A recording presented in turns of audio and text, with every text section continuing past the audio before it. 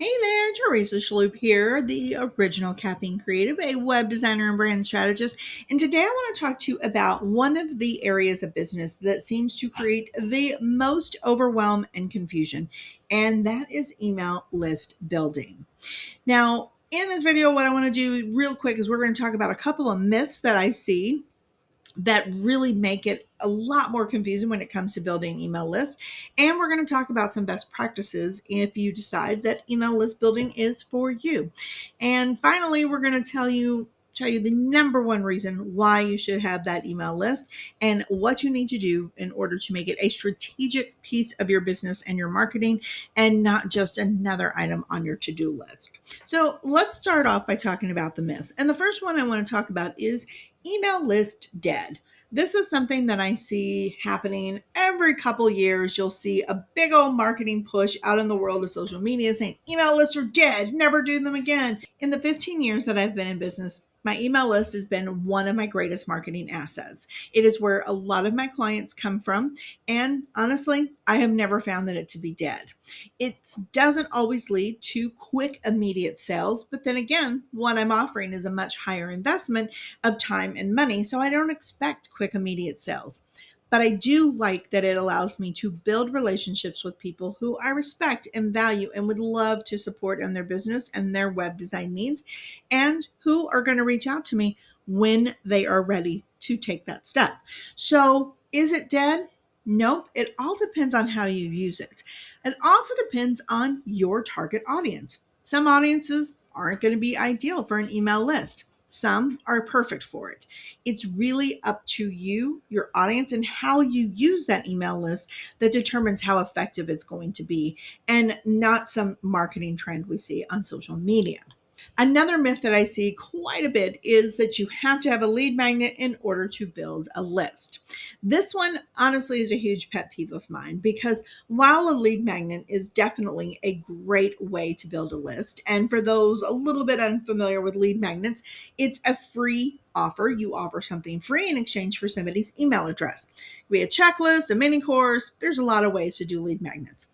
But what I don't like about that myth that you have to have a lead magnet is that a lot of times it encourages people to create something janky and garbagey that is not of value to them. That does not move the business forward. It does not help build a clientele. It doesn't offer anything of value. So it really diminishes your level of expertise and your professionalism, and it's a waste of your time. So you don't have to have a lead magnet.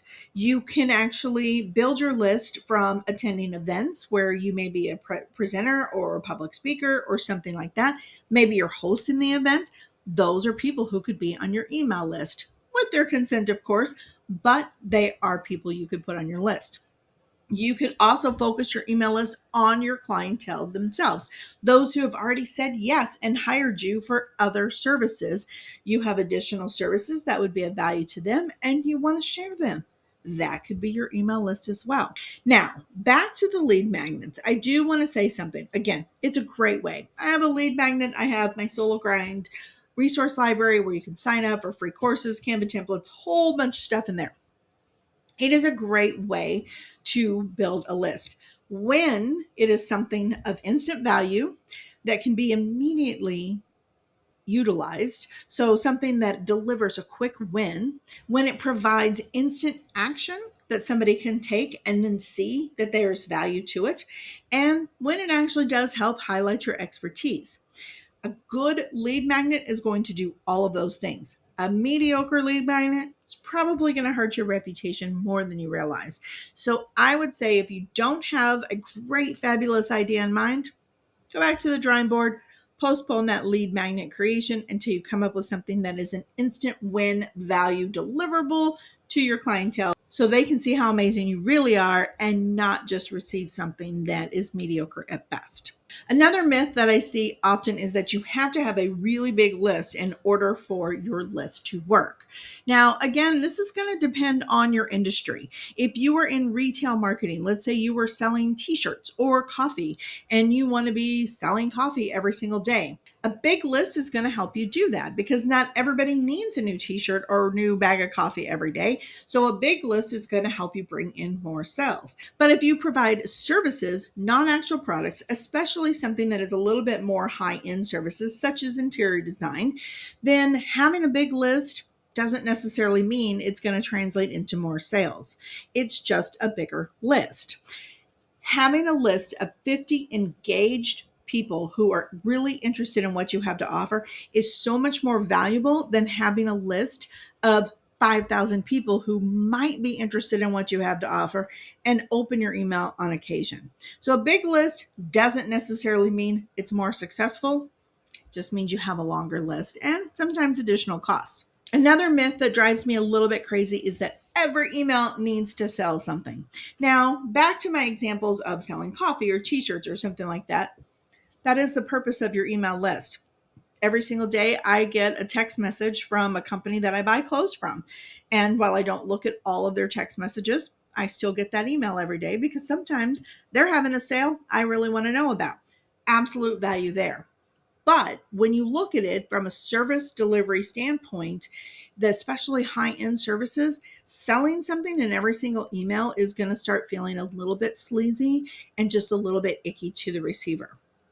Rather than trying to constantly be selling something and doing that manipulative marketing that is often taught out there in the interwebs, you want to build relationships with your email list. Share value, insights, secrets, behind the scenes. There's so many ways that you can start building a relationship with your email list without having to sell something all the time. And the value of doing that, especially in these high-end services, is that they may not be ready to hire an interior designer today. Maybe they're planning to build a new house in 2 years, but they're interested in what you have to offer.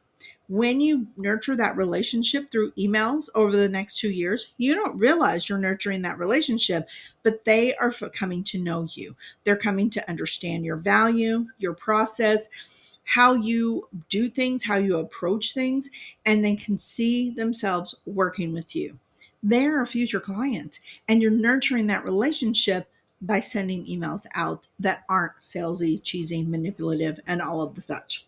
So that is something I want you to think about is what's the intended purpose of your email list, and structure your emails based on that versus following some arbitrary rule that honestly doesn't serve a lot of people well.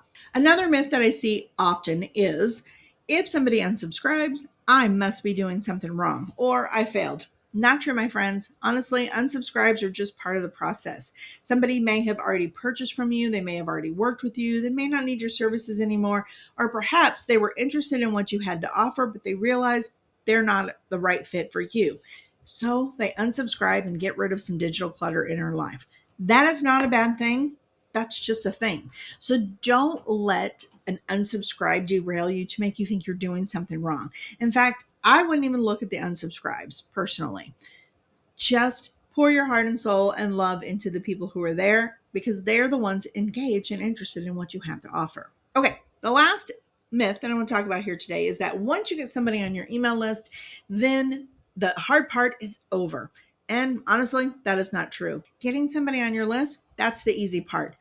Building a relationship with that somebody after the list is built, that is where things get a little bit challenging and a little bit more difficult. So really, once you get them on your list, that is when the real work begins. So what do you do once you get them on your list?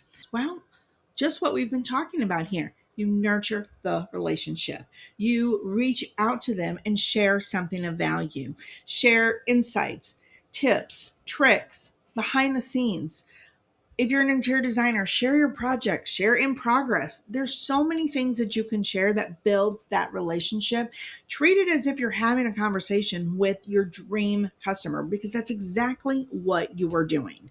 And that is the value of an email list, especially in high-end services, building that relationship to lead to future sales. All right, so now we've talked about the myths and what to do with an email list once you've built it. Let's take a look at 3 reasons why I would encourage you to consider making list building part of your marketing. Now, again, You know your business better than anyone else, and you know what you're capable of doing. So keep in mind, this may not be the right fit for you, but here's why I think an email list is incredibly powerful. First of all, the people on your email list are going to feel a little bit more connected to you. They have engaged with you in a much deeper way than just liking a post on social media. They may not have even realized that it was your post that they were liking. They just liked. But an email list takes time and effort. They have to go to your website, enter their email address, agree, confirm, all those things.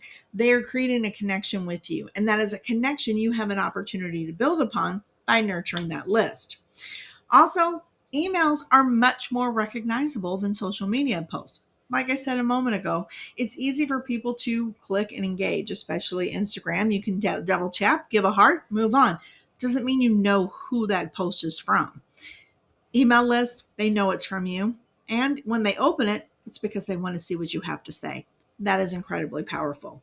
The last thing that I want to share with you and reason why to consider is because when you get somebody to say yes to signing up for your email list, they're actually giving you a sign of trust.